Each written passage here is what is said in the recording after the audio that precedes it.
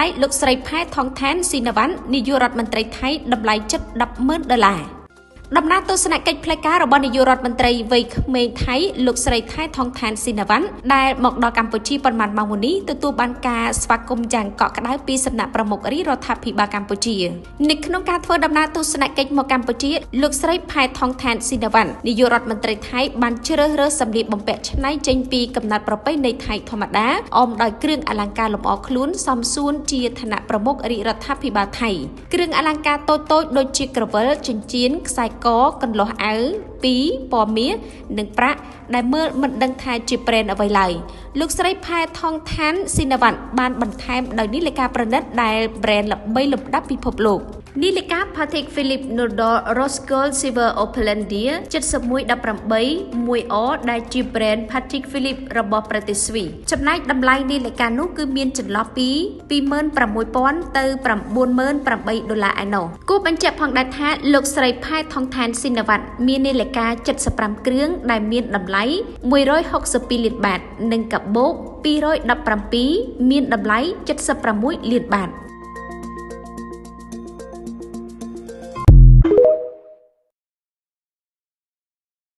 ពិធីបដិសណ្ឋារកិច្ចផ្លូវការជូនលោកជំទាវនាយករដ្ឋមន្ត្រីថៃនិងស្វាមីនៅវិមានសន្តិភាពបន្ទាប់ពីបានមកដល់ប្រទេសកម្ពុជាលោកស្រីផែថងថានស៊ីណាវ៉ាត់នាយករដ្ឋមន្ត្រីថៃនៅវេលាម៉ោងជាង10ព្រឹកថ្ងៃទី23ខែមេសានេះត្រូវបានទទួលបដិសណ្ឋារកិច្ចដោយសម្ដេចមហាបវរធិបតីហ៊ុនម៉ាណែតនាយករដ្ឋមន្ត្រីនៃកម្ពុជានៅវិមានសន្តិភាពបន្ទាប់ពីទទួលបដិសណ្ឋារកិច្ចនេះមេដឹកនាំទាំងពីរក៏មានកិច្ចប្រជុំចង្អៀតនិងកិច្ចប្រជុំភាគីផងដែរសូមបញ្ជាក់ថាលោកស្រីផែថងថាននិងស្វាមីបានអញ្ជើញមកប្រទេសកម្ពុជានៅព្រឹកថ្ងៃទី23ខែមេសានេះដើម្បីបំពេញទស្សនកិច្ចផ្លូវការរយៈពេល2ថ្ងៃមិនថាកូនធ្វើអីខុសទេប៉ានឹងបដូរស្លាប់ការពារកូន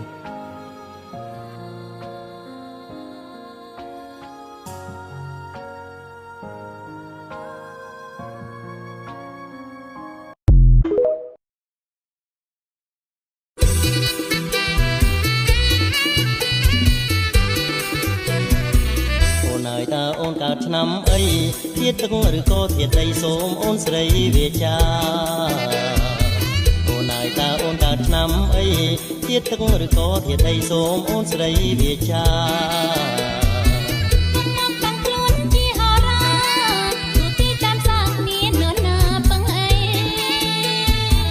បងសូមមើលបាត់ដៃតើអូនធាតអីមិនยินចាំដៃជើងដៃនេះត្រជាក់ឥតអុំប្រមាបើគិតតាមគួនហោរាគេទីថាទៀតលើដៃនេះត្រជាក់ឥតអុំប្រមាបើគិតតាមគួនហោរាគេទីថាទៀតលើ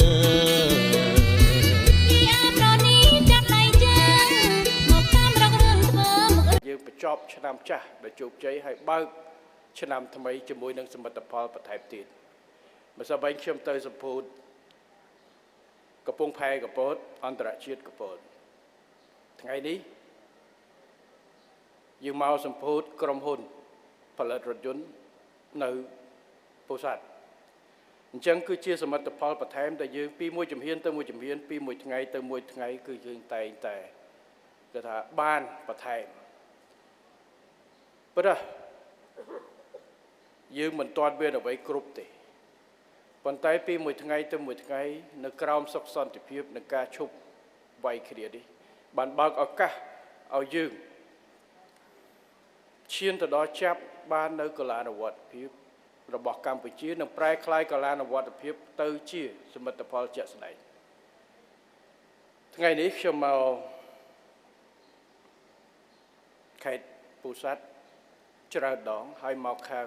កន្លែងនេះ2ដងកាលពីខែ6ឆ្នាំ2022ខ្ញុំមកសម្ពោធនៅក្រុមហ៊ុននេះជាលើកដំបូងដែលឈានដំបូងនោះខ្ញុំជួបជាមួយលោក Kevin Whitcraft នេះតាំងពីមុនក្រុមហ៊ុនសម្ពោធនោះកាលនោះខ្ញុំទៅនៅជាមេជើងគោកហើយថ្ងៃមួយខ្ញុំបានសំណើមួយពីជំនួយការខ្ញុំប្រាប់ថាមានប្រធានក្រុមហ៊ុន AMA គាត់ចង់ជួបហើយឮសូរក្រុមហ៊ុន Ford ហ្មងបើករោងចក្រនៅស្រុកខ្មែរខ្ញុំថាខ្លាំង ក្រុមហ៊ុនអាមេរិកក្រុមហ៊ុនយក្សមកបើករោងចក្រនៅស្រុកខ្មែរយើងហើយនៅពោធិ៍សាត់អញ្ចឹងខ្ញុំក៏ជួបជាមួយលោកវិទ្យាក្រាហ្វពេលនោះយើងមានដូចកិច្ចការកតុយមួយចំនួនដែលនៅសេសសល់មុននឹងឈានទៅដល់ការសម្រួលបើករោងចក្រអញ្ចឹងពេលនោះក៏ខ្ញុំបានគេថាស្វាគមន៍គាត់ហើយយើងក៏ធ្វើការហើយខ្ញុំសូមអរគុណណាស់ទៅដល់ស្ថាប័នពាក់ព័ន្ធមាន CDC មានអាជ្ញាធរខេត្តមានគ្រប់ក្រសួងស្ថាប័នដែលពាក់ព័ន្ធនៅក្នុងការជួយរៀបចំដែលធ្វើឲ្យក្រុមហ៊ុនអាចបង្កើតដំណើរការបើករោងចក្របានអញ្ចឹងមិនមែនងាយស្រួលទេមិនឲ្យតែក្រុមហ៊ុនចង់មកបើកនៅទីនេះបើគ្មានការបង្កលក្ខណៈទៅមិនរួចទេបើគ្មានការយកចិត្តទុកដាក់ទៅមិនរួចទេបើគ្មានការខិតខំជួយសម្រួលទៅមិនរួចទេពួកខ្ញុំជួបជាមួយគាត់នោះនៅចង់បើកប៉ុន្តែវានៅកលឹះប្រមាណដែលថាបើមិនដោះទេមិនអាចបើកបានអញ្ចឹងគឺយើងដោះបានហើយបោះបានដោយជោគជ័យអញ្ចឹងខ្ញុំសូមយកឱកាសនេះដើម្បីធ្វើការថ្លែងអំណរគុណហើយក៏ដូចជាអបអរសាទរចំពោះអ្នកពោធិ៍សាត់អាជ្ញាធរពោធិ៍សាត់ក៏ដូចជាស្ថាប័នពាក់ព័ន្ធដែលយើងរួមគ្នាធ្វើឲ្យដំណើរការនៃការបើករោងចក្រពី3ឆ្នាំមុននេះបានឈានទៅដល់ការពង្រីកខ្សែសង្វាក់ផលិតកម្មទៅថ្ងៃនេះ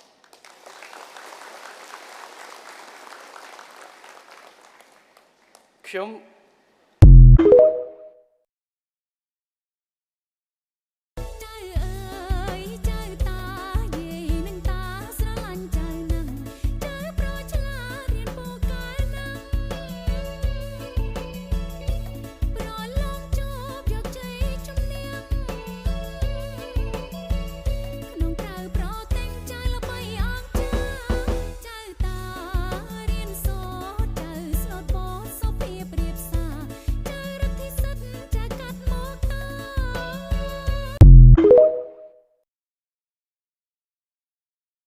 ឃើញគេដាក់សារឥឡូវវាយប្រហាររហូតគេថាឥឡូវអាមេរិកហើយចិនកំពុងជាឆ្លោះគ្នាឲ្យប្រធានាធិបតីចិនមកអញ្ចឹងអាមេរិកហើយកម្ពុជាយកស្ពៃទៀតឲ្យខ្ញុំឆ្ងល់មិនបានគេមិនចូលចិត្តស្ពៃគេថាយកអាមេរិកយកសាច់គោយកចិនយកស្ពៃគេថាសាច់គោមានជីវជាតិបើកម្លាំងតែស្ពៃមិនសូវមានជីវជាតិជាបន្លែហើយខ្ញុំមើលអា comment ហ្នឹងខ្ញុំមើលអ្នកដាក់ចូលមួយគេមានអ្នកគាំទ្រទាំងសងខាងអ្នកមួយគេថាអត់បន្លែអ្នកមួយទៀតគេថាត្រូវហើយសាច់គោឆ្ងាញ់ប៉ុន្តែជាតិខ្លាញ់សុទ្ធប្រយ័ត្នលើសខ្លាញ់ងាប់ឆាប់ស្ពៃជាបន្លែសុខភាពល្អរស់យូរបាទអញ្ចឹងទស្សនៈទាំងសងខាងហើយសួរកម្ពុជារើសស្អីស្ពៃឬបន្លែយើងរើសទាំងពីរបាទគ្មានពីណាមកភ្ជុងយើងបំបត្តិសិទ្ធិយើងឲ្យរើសបន្លែឬសាច់គោនោះទេយើងត្រូវរើសទាំងពីរព្រោះយើងគិតគូរពីសុខភាពរបស់យើងសុខភាពរបស់យើងគឺសេដ្ឋកិច្ចនិងជីវភាពរស់នៅរបស់កម្ពុជារបស់ប្រជាជនយើងនេះដែលយើងត្រូវរើសអ្នកណារើសស្ពៃរើសទៅអ្នកណារើសគោរើសទៅ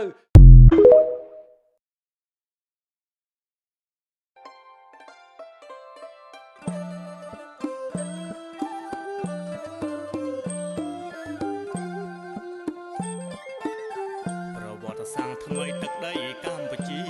ធ្វើរដ្ឋគ្រប់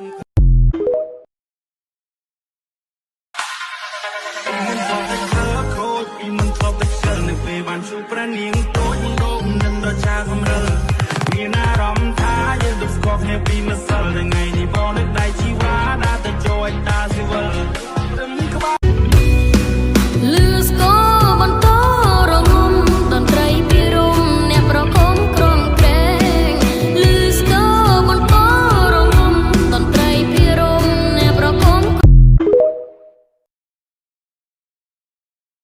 ទូប្រគំខ្ញុំសូមយកឱកាសនេះអរព្រគុណចំពោះប្រការណាចង់ម្ចាស់ដែលព្រះអង្គបានសពរិទ្ធហាតិបរិប្រុសបរិជាទៀតនៅឋានន្តរស័ក្តិនាយឧត្តមសេនីយ៍ផុតលេខផ្កាយ25